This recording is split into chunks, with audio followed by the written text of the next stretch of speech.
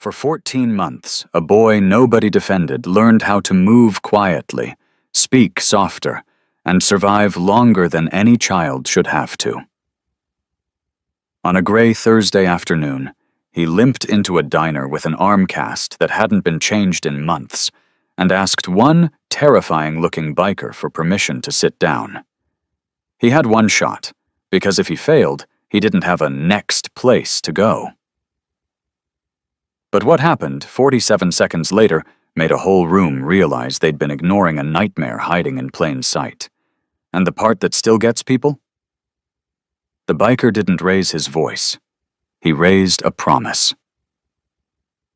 Before we jump in, hit subscribe and tell me where you're watching from right now, your couch TV or your phone. Sir, can I sit with you, just until my leg stops shaking?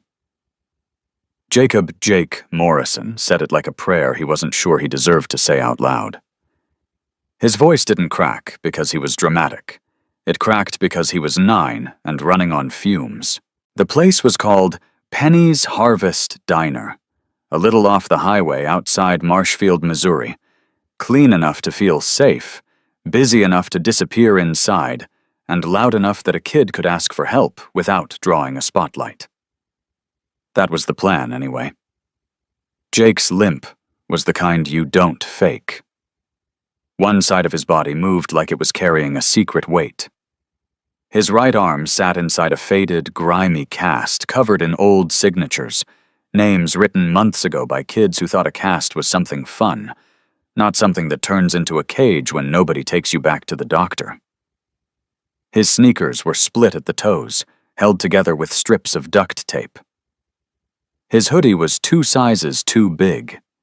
And his face looked like a kid who'd stopped expecting good news.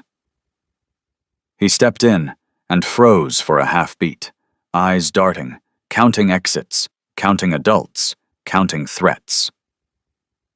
Because the first 10 seconds mattered. If someone recognized him before he found the right table, he'd be hauled back like a runaway dog. 10 seconds. That's all Jake gave himself. 10 seconds to pick the safest stranger in the room. He tried the nearest booth first. 2 men in work shirts, plates of food, laughter loud enough to pretend nothing bad happened in the world. Jake took one careful step closer, opened his mouth, and one of them turned his shoulder like a door shutting. "Not today, kid," the man said without looking him in the eye. Jake nodded like he understood, like rejection was just weather. Second booth, an older woman with a bun and a grandkid across from her, crayons scattered on the table. The child looked up, curious. The grandma saw Jake's cast, saw his limp, and her smile faded into something guarded. "Sweetheart, we're waiting on somebody," she lied quickly, pulling the child's coloring page closer like it needed protecting. Third, 3 church ladies with iced tea and bright smiles that turned hard the second Jake approached. One of them didn't even whisper. "Where are his parents?" she said, like Jake was a nuisance someone forgot to leash. His cheeks heated. His fingers curled tight around the small thing in his pocket.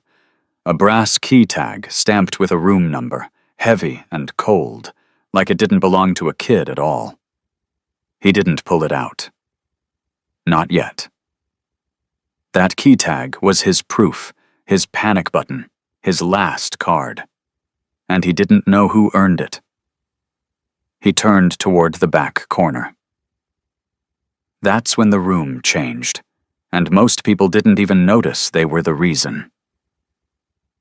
The corner table wasn't a booth. It was a small, square table meant for 2, occupied by one man who looked like trouble in a leather vest. Big shoulders, gray beard trimmed short, tattoos crawling up his arms like old stories nobody asked him to tell. A scar ran along one knuckle, like he'd punched something harder than bone at least once in his life. His name was Marcus Bull Davidson, though the diner didn't know that. They just knew his presence made people choose different seats. Bull wasn't doing anything wrong. He was eating chili and cornbread, sipping coffee, reading a folded local paper like a man trying to be invisible on purpose. But the patch on his vest, Hell's Angels, made polite people forget their manners. Jake didn't walk toward him because he wanted danger. He walked toward him because danger was honest.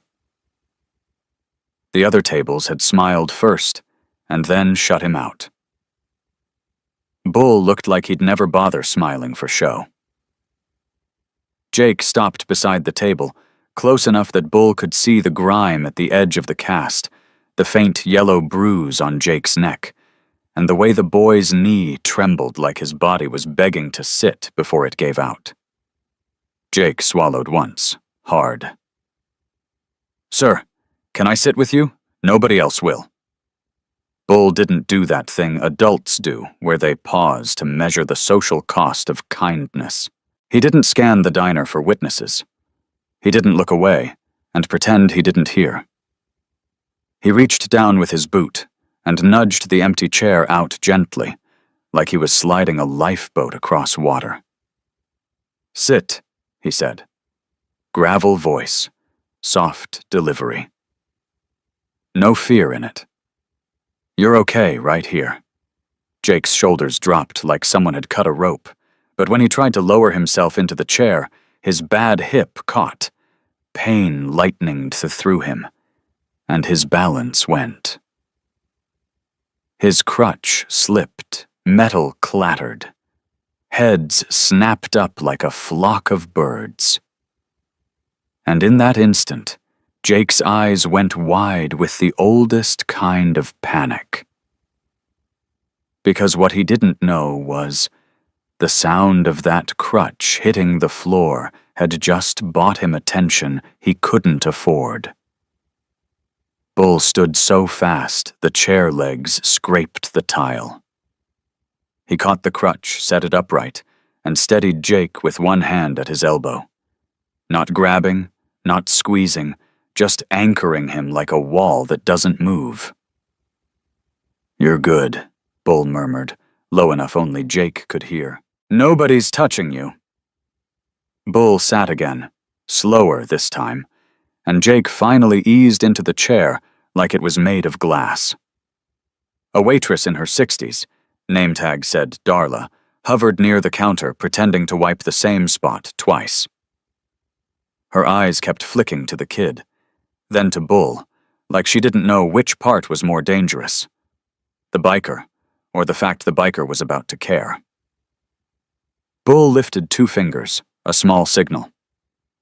"Ma'am," he called, polite as Sunday, "bring him something he can actually eat, not a snack, a meal." Darla approached, cautious but not rude. "What'll you have, honey?" Jake stared at the laminated menu like it was written in a foreign language. Bull didn't look at the menu at all. "Grilled cheese, fries, and a chocolate shake. Fast, please." Darla nodded and disappeared. Jake kept his hands in his lap, shoulders tight, eyes flicking toward the windows like he expected someone to burst in any second. He was counting time again, but this time it was worse, because in Jake's head, he had a deadline. Before 5:30, before his uncle sobered up, before somebody noticed he was gone, before the wrong phone call got made. Bull watched him the way soldiers watch a quiet road, still, alert, reading everything. "Name?" Bull asked. Jake hesitated, then, "Jake. Jacob Morrison." Bull nodded once like he was filing it somewhere permanent. "I'm Bull." Jake's lips parted like he almost asked if that was a joke. He didn't. He looked down instead. Bull's eyes landed on the cast. "How long you been in that thing?" "Long," Jake whispered. "Long like 2 weeks, or long like somebody stopped taking you places?" Jake didn't answer. He didn't have to. And that's when Bull noticed the wrist. Not the bruises first, the grip marks. Fading fingerprints around the left wrist, like someone had held him too hard, and too often. Bull's jaw tightened. Just once. The food came fast, like Darla had been waiting for an excuse to do the right thing. Jake stared at the plate like it might vanish if he blinked. "Eat," Bull said simply. "It's not a trick." Jake took one bite, then another. Then the kind of bite you take when you don't know when you'll be allowed to eat again. He wasn't messy. He was fast. Controlled. Like survival had taught him how to disappear food without making noise. Bull didn't push yet. He let the kid's hands stop shaking first. When the shake arrived, Jake wrapped both hands around the glass like it was warmth. And then, finally, Jake said the sentence that didn't belong in a diner at all. "I'm not supposed to be here." Bull leaned in slightly. "Where are you supposed to be?" Jake's eyes glistened. He tried to swallow it back.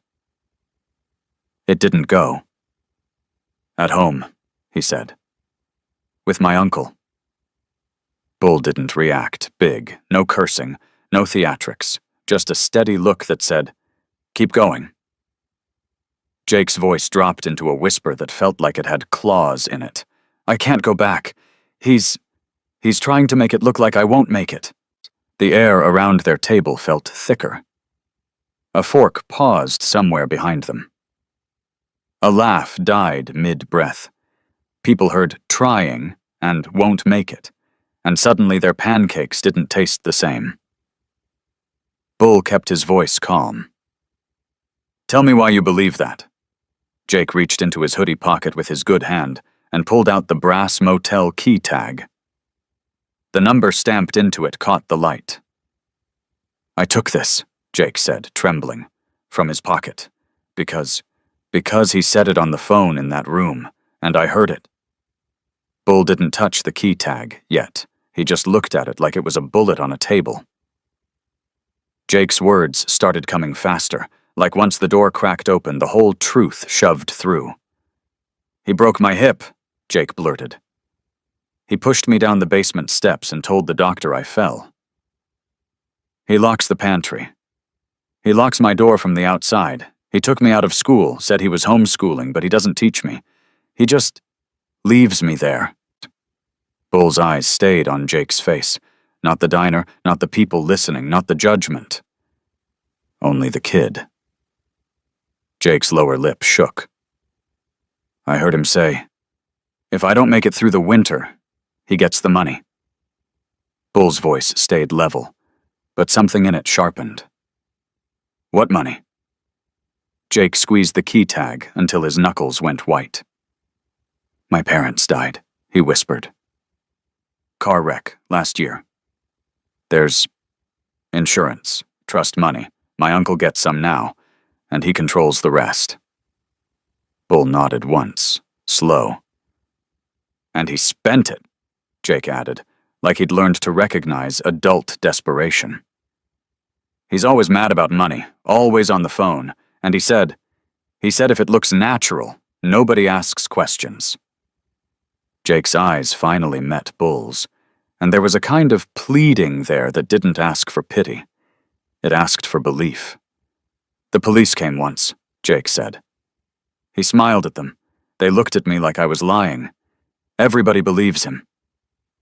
Bull exhaled through his nose, careful, controlled, like he was holding a storm behind his ribs. "How long since you ate a full meal?" Bull asked. Jake blinked, ashamed. I don't know, maybe 3 days, 4? "And your room," Bull said. "Is it warm?" Jake shook his head once. "It's the garage. The heater doesn't work." Bull's chair shifted as he stood, slow and deliberate, so Jake wouldn't panic. Jake still panicked. His hand shot out and grabbed Bull's wrist like a lifeline. "Don't leave," Jake whispered, raw. "Please." Bull immediately lowered himself, bending at the knees until he was eye level with the boy. His big hand didn't grab Jake's, it covered it. Steady, gentle, definite. "I'm not leaving," Bull said. "Hear me? Not you. Not today." Jake's breath hitched. Bull's voice turned even quieter, more personal. "You were brave enough to sit at my table. Now I'm going to be brave enough to do what the rest of the world didn't." Bull looked at the key tag again, then at Jake. "You keep eating. You keep breathing. I'm going to make one call." Bull stepped outside into the parking lot where the wind had teeth, pulled out his phone, and scrolled to a contact labeled Stone. Dean Stone Mercer, the Hells Angels chapter president, picked up on the second ring. "Bull," Stone said. No greeting, just presence. "You okay?" Bull's voice was flat with focus. "Got a kid inside. 9 years old. Hurt, hungry, says his guardian is setting him up to die for a payout." A beat of silence. Then Stone. "Where are you?" "Penny's Harvest Diner off the highway." Stone didn't ask for the whole story on the phone. He didn't ask if Bull was sure. He didn't ask if this was their business. He asked the only thing that mattered. "How many minutes do you need?" Bull looked back through the diner window. Jake was still eating, eyes darting, trying to believe. Bull answered, 10. Stone's voice hardened like cooled steel. "You'll have headlights in 5.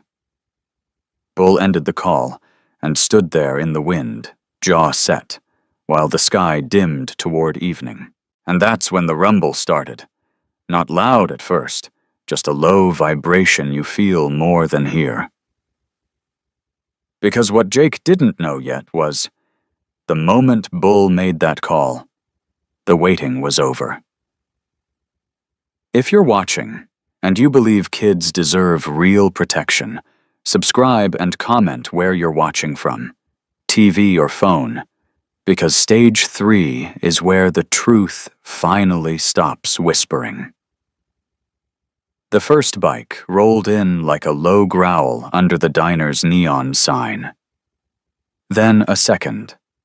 Then a line of headlights that didn't weave or show off, just pulled in smooth and steady, like men who'd practiced arriving without creating chaos. Stone Mercer came in last, not because he was late, but because leaders don't rush the door. He killed the engine, took off his gloves, and scanned the windows once, taking inventory the way you'd scan a room for exits and threats. Inside Penny's Harvest Diner, people started pretending they were suddenly very interested in their coffee. Forks slowed. Conversations lowered, not because the bikers looked angry, because they looked capable. Bull was already waiting near the counter, half-turned so he could see Jake's table and the front door at the same time. The kid sat with his shoulders tucked in, gripping his chocolate shake like it was proof the world could still give him something sweet. Stone stepped in and didn't make a speech. He didn't have to.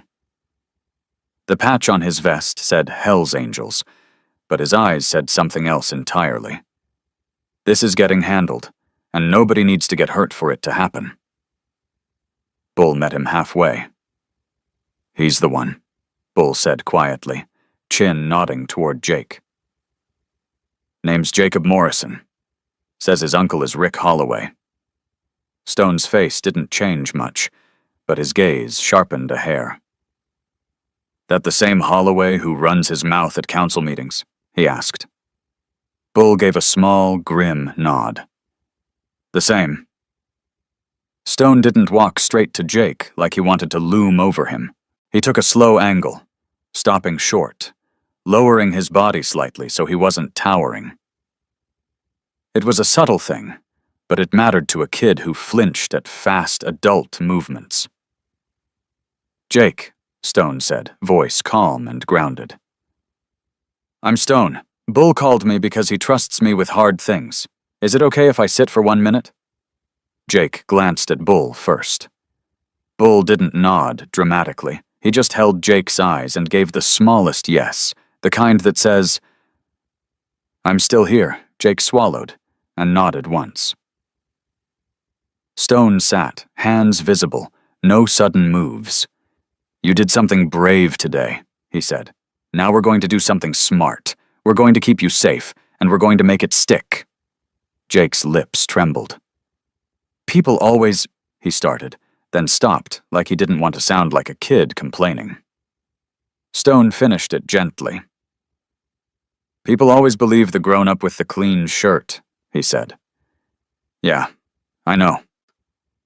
And that's when Jake did something that told Stone everything he needed to know. He pulled the brass motel key tag out again and held it out with shaking fingers like it weighed 50 pounds. Stone didn't take it yet. "Tell me what that is," he said. Jake's voice went thin. He had it. I heard him in the hallway. He was in a motel. He said names. He said, when I'm gone, it gets split. The word gone landed heavy in that little diner like a dropped plate. A couple at the nearest booth stiffened. A man 2 tables away stared down at his napkin like it suddenly had scripture on it. Stone finally took the key tag, careful, like evidence, like a symbol, like a kid's trust being handed over. He turned it over in his fingers. The stamp read, Larkspur Motor Lodge, Room 12. What he didn't know was, Bull murmured under his breath, more to Stone than to Jake, "We've been hearing Larkspur come up lately." Stone didn't react big, but his eyes slid to Bull. "Gambling?" he asked. Bull's jaw tightened. "And a woman, and debt." Stone nodded slowly. "Okay," he said, like he'd just placed a chess piece. "We're not playing hero, we're playing proof." He stood and motioned, small and tight, to 2 men who'd entered behind him. One was broad-shouldered, with kind eyes, and a medical bag slung over his shoulder like a habit. The other looked like someone who'd worn a badge for a long time and missed it for exactly 0 minutes. "Doc," Stone said. "Mason." Doc gave Jake a soft smile. "Hey, buddy," he said. "I'm not here to poke you. I'm here to make sure you don't get ignored again." Mason's voice was steady, professional. "Jake, I'm going to ask you questions the way a good investigator should have asked you the first time," he said. "You can say, 'I don't know.' You can say, 'Stop.' You're in charge of your words."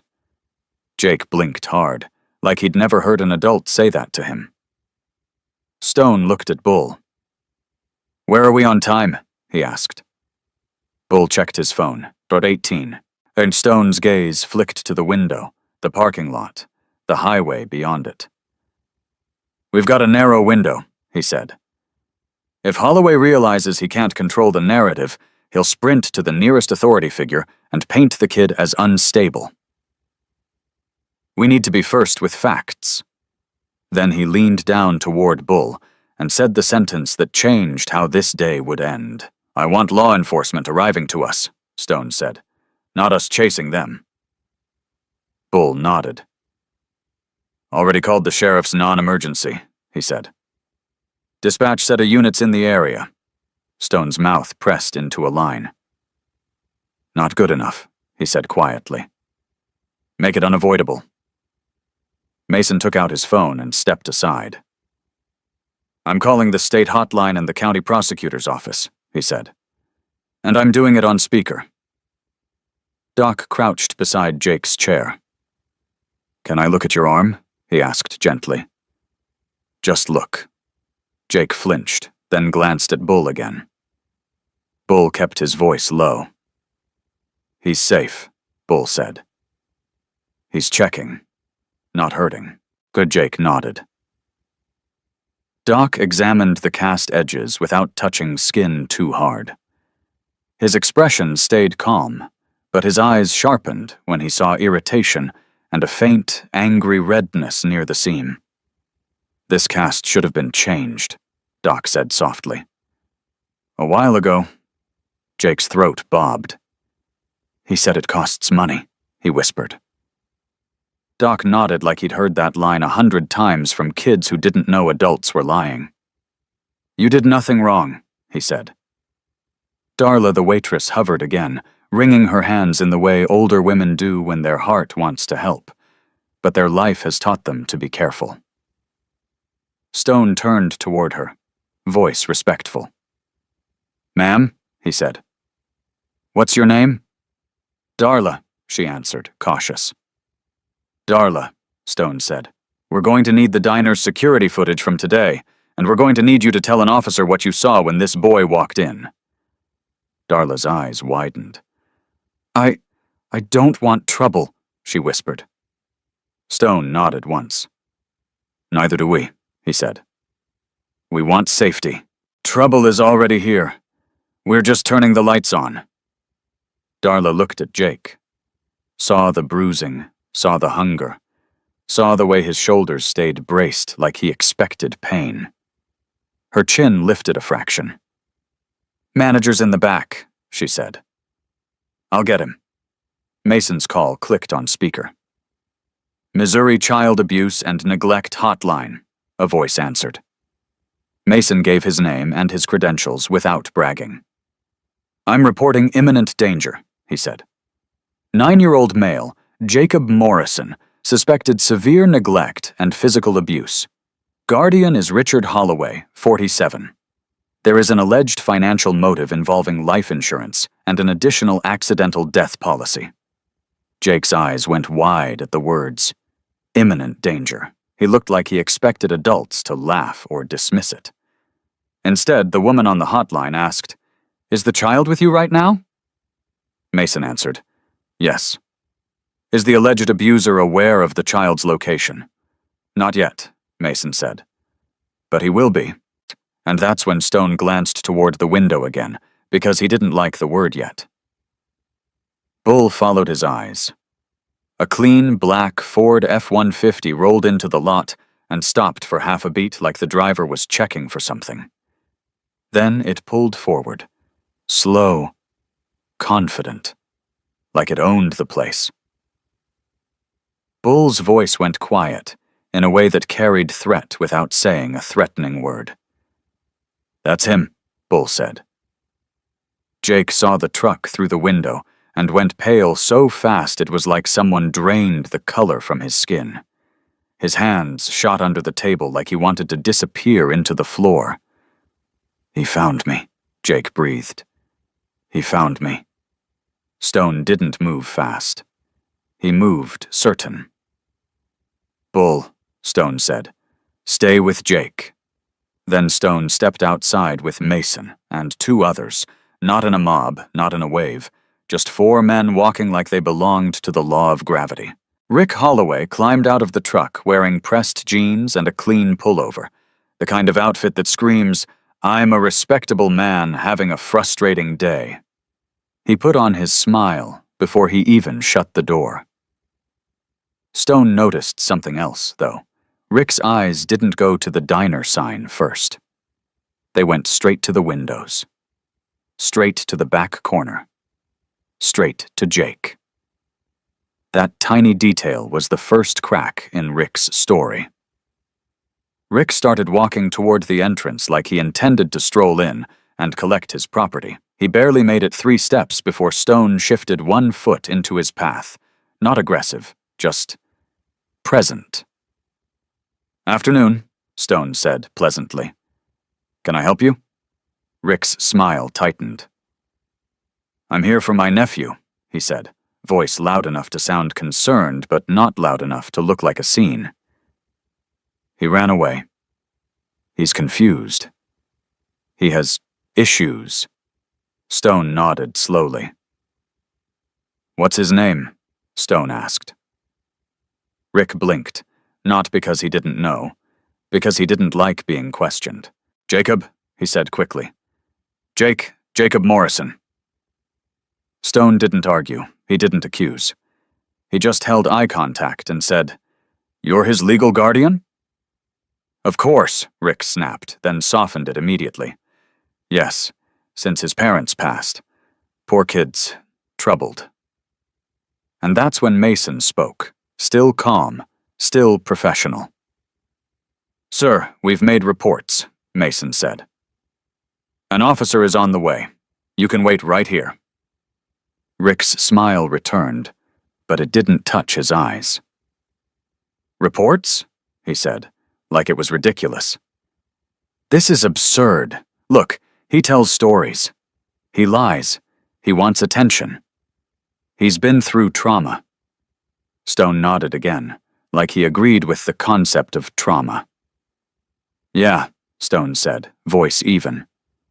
"And trauma leaves marks." Rick's gaze flicked down to Stone's vest and back up. His mouth twitched, the first sign that his control wasn't perfect. "You people," Rick said, and then caught himself.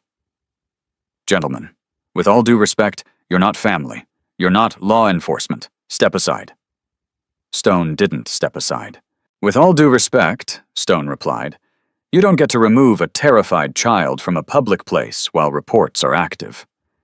Rick's jaw flexed. "Active reports," he repeated, louder this time. "Who filed—" Then Rick did the one thing he never should have done in public. He pointed at the diner door and said, "He belongs with me." Belongs. Not he's safe with me. Not I'm worried about him.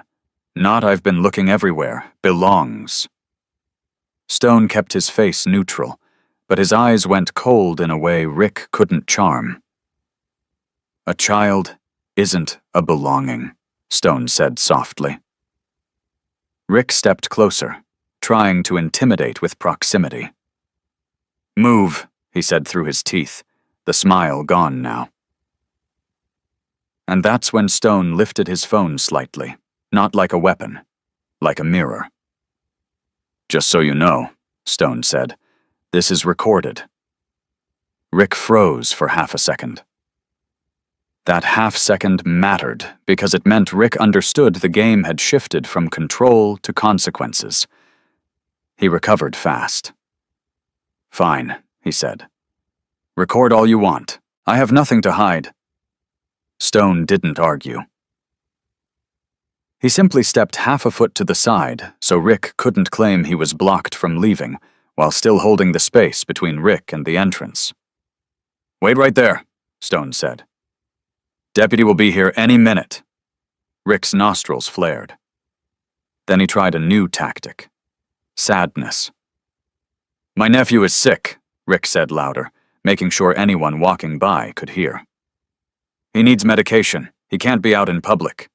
Stone glanced toward the truck. "Where's the medication?" he asked. Rick blinked again. "In the house," he said too fast. Stone nodded. "So it's not with the child," he said. "Interesting." Rick's eyes flicked back to the windows again, and Stone caught the desperation underneath. Rick wasn't worried about medication. He was worried about time. Inside, Bull had Jake pressed gently into the corner of the booth, so the kid didn't feel exposed. Bull's voice was low, steady. "Listen to me," he said. "You're not going back out that door with him. Not today." Jake's breathing went shallow. "He'll make them believe him," Jake whispered. Bull's eyes stayed locked on Jake's. "Not this time," Bull said. "Because this time, there are too many eyes open." Darla returned with the manager, a stocky man in his 40s who looked like he wanted none of this, until he saw Jake's cast and the way the kid shook. "We have cameras," the manager said quietly.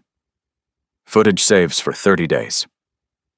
Stone stepped back inside just long enough to call it in, loud enough for the room to hear. "Sir," he told the manager, "please save today's footage and make a copy. Do not let anyone delete it." The manager nodded, swallowing. "Already doing it," he said, And then, finally, a patrol car turned into the lot.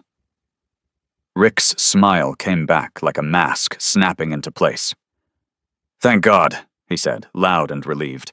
"Officer, my nephew has been taken—" The deputy stepped out, looked at the bikers, and his posture tightened automatically. His gaze slid to Stone's vest, then to Rick's clean clothes, then toward the diner. Stone didn't posture. He didn't talk over anyone. He simply said, "Deputy, we have a child in there who has visible injuries and is alleging abuse and a financial motive. Reports are filed. We have a key item that may relate to a motel meeting. We have camera footage. We need a supervisor and a child advocate on scene." Rick opened his hands like he was the victim. "This is insane," he said smoothly. "He makes things up. He's mentally unwell. He needs to come home." The deputy hesitated. Just a flicker. And that's when Mason stepped forward and said, very calmly, "Deputy, if you let that child leave with him without checking the bruising, without a medical evaluation, and without documenting the environment he's describing, you're taking responsibility for the next outcome." The deputy's jaw tightened. "All right," he said. "We're doing this properly." Rick's mask slipped again, just for a blink, because in that blink, Rick realized he wasn't in control anymore. And that's when the diner door opened, and the deputy walked in to meet Jake Morrison. 9 years old, limping, hungry, and finally not alone. The deputy didn't start with the uncle's smile. He started with the boy's eyes. Jake sat frozen in that corner booth, like the seat might disappear if he moved. And when the deputy crouched to his level, Jake's whole body flinched on instinct, then tried to pretend it didn't happen. "Jake," the deputy said, steady and plain. "I'm not here to take you anywhere you don't feel safe. I just need to understand what's going on, okay?" Jake's gaze slid to Bull like a reflex. Bull didn't speak over him. He just stayed there, solid as a post, and said one quiet sentence. "Tell the truth, that's all." Jake nodded once, and the deputy saw it, the way a kid nods when he's agreeing to something bigger than a question. Outside, Rick Holloway kept talking like volume could turn a lie into a fact. He kept insisting Jake was confused, that the bikers were influencing him, that he needed to come home. But the deputy had already watched the diner manager pull up camera footage. He'd already seen Jake limp in like he was carrying pain in his bones, and he'd already seen Rick in the parking lot lock onto that back corner table like a hunter finding the only deer worth the bullet. And he'd heard Rick say it, clear enough to make the hairs rise on the back of the deputy's neck. "He belongs with me." The deputy stepped back outside, radioed for a supervisor, and then said the sentence Rick Holloway didn't expect to hear in public. "Sir, you're going to stand right here while we sort this out." Rick's smile twitched. "I haven't done anything wrong," he said, voice smooth. "Then you won't mind waiting," the deputy answered. What Rick didn't know was, the moment a supervisor got en route, the situation stopped being a misunderstanding and started being a case. Inside, Doc kept his tone gentle while he looked at Jake's cast and the irritated skin around it. "We're going to get you checked out tonight," he told him. "Not later, not next week. Tonight." Jake's throat worked like he was trying not to cry in front of strangers. Is he gonna be mad?" he whispered. Bull's answer came fast, and it didn't sound like a threat. It sounded like a fact. "He doesn't get a vote anymore." A social worker arrived within the hour, then another deputy, then a supervisor who walked in with the kind of expression that said she'd seen too many kids get swallowed by paperwork.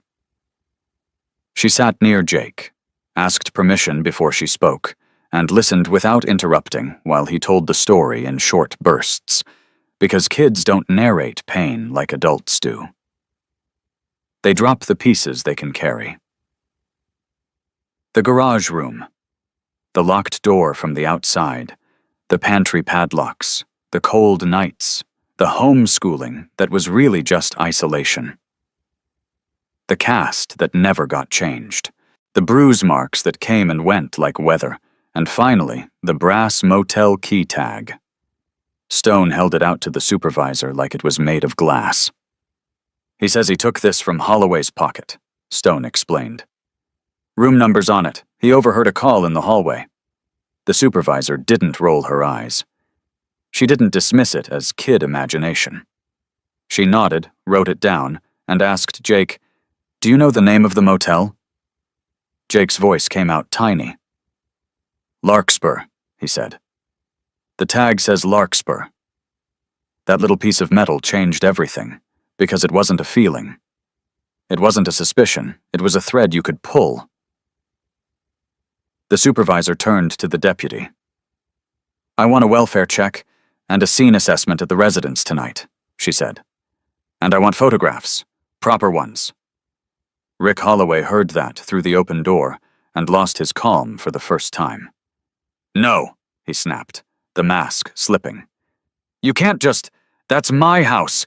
The deputy stepped closer, not aggressive, just final. "Sir, lower your voice."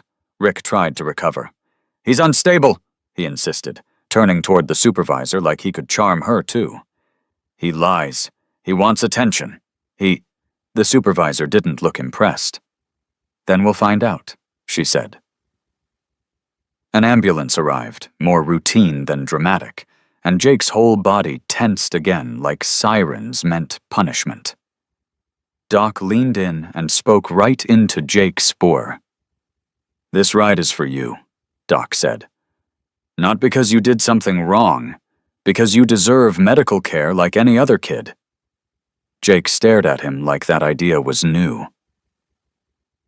Bull walked with Jake to the ambulance doors, not touching him unless Jake reached first. When Jake climbed in, he hesitated, then looked back down at Bull with wet eyes. "Are you gonna disappear?" Jake asked, like he'd learned adults vanish the moment a form gets signed. Bull shook his head once. "Not tonight," he promised. "I'll be right behind you." And he was. At the hospital, the fluorescent lights made everything feel too bright, too exposed. Nurses asked questions. A doctor examined Jake's hip and arm, ordered x-rays, and didn't talk down to him. They cut the old cast off carefully, and Jake winced through it, teeth clenched, trying to be brave in the way only kids who've had to be brave know how. When the cast finally came off, Jake stared at his arm like he couldn't believe his own skin had been trapped for so long. Doc sat beside him, while the nurse cleaned the irritation and said quietly, "You did the right thing by leaving." Jake's voice broke. "I didn't know where to go," he admitted. Doc nodded. "You found a table." Back at the diner, the manager burned a copy of the security footage for law enforcement. Mason provided his report to the supervisor. The key tag was logged as evidence. And 2 deputies drove to 412 Oakwood Lane with a supervisor and a child protective investigator. They didn't need bikers to kick in doors. They needed a warrant, a camera, and someone willing to actually look. The investigator photographed the garage room. The lack of heat. The lock on the outside of the door. The thin blanket folded like it was rationed.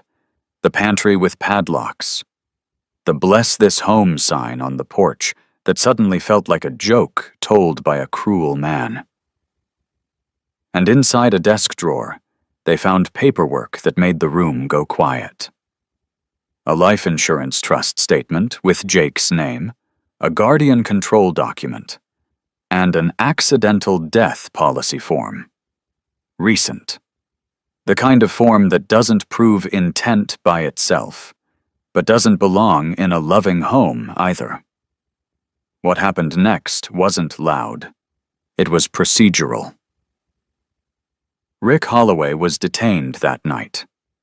Not because bikers demanded it, because a supervisor saw enough to protect a child immediately and a deputy documented enough to justify it. Jake wasn't told every legal detail. He didn't need the adult words for it. He just needed the one outcome that mattered. He didn't go back. Emergency protective custody placed him in a safe, temporary setting while the paperwork moved. A judge signed a no-contact order within days. A child advocate was assigned. A caseworker scheduled follow-up appointments the way a normal parent would have. Orthopedic consult, physical therapy referral, nutrition evaluation, counseling intake. And because Jake's limp wasn't just pain, it was months of untreated injury, his recovery became a plan, not a hope. Bull didn't pretend he could fix a kid with one brave moment. He showed up for the unglamorous parts. He drove behind the caseworker to the hospital follow-ups. He sat in waiting rooms without making it about himself. He learned the difference between a guardian and a foster placement, learned what training was required, learned what a background check meant, and didn't complain once because he understood something most adults forget. Kids don't need speeches. They need consistency. Stone and the Hells Angels didn't take over. They did what steady men do when they want real change. They supported the system the right way and refused to let it drift into neglect again. They helped Jake get a winter coat that fit. They bought sneakers that didn't need duct tape. They made sure the caseworker had what she needed: rides, witness statements, the diner footage, the motel thread that investigators followed. Because that brass key tag didn't just prove a motel existed, it proved Jake wasn't imagining things. And when investigators pulled motel records and verified Rick's presence at the Larkspur Motor Lodge, it didn't solve the whole case like a movie. It did something more important. It gave professionals leverage. Weeks later, Jake stood in a school hallway again with a new backpack and a limp that was still there, but lighter, like hope had taken some weight off it. He still startled when doors shut too fast. He still slept with a light on. He still ate, like tomorrow wasn't guaranteed sometimes. Healing doesn't erase overnight. It rebuilds. One afternoon, after a physical therapy session, Jake sat on a bench outside the clinic with Bull beside him and asked a question he'd probably been carrying since the diner. "Why did you let me sit?" he asked. Bull looked at him for a long second, then shrugged like the answer should be obvious. "Because you asked," he said. Jake frowned. "Nobody else did?" Bull's voice went softer. "Yeah," he said. "That's the part we gotta fix." Because the real villain in Jake's story wasn't only one man with a clean shirt and a rotten plan. It was every adult who saw a child limping past them and decided it was safer to look away. It was every moment someone chose comfort over curiosity. Every time someone said, "Not my business," and let a kid carry the cost. Jake didn't need 100 people to be brave. He needed one table that said yes. And if you're listening right now, here's the truth that lands hard. You don't have to be a biker to be that table. You don't have to be big. You don't have to be tough. You just have to be the person who doesn't turn away when a kid is quietly asking for help. If this story hit you, subscribe for more gentle biker stories, comment where you're watching from, TV or phone, and share this with someone who feels invisible, because sometimes the smallest question changes everything.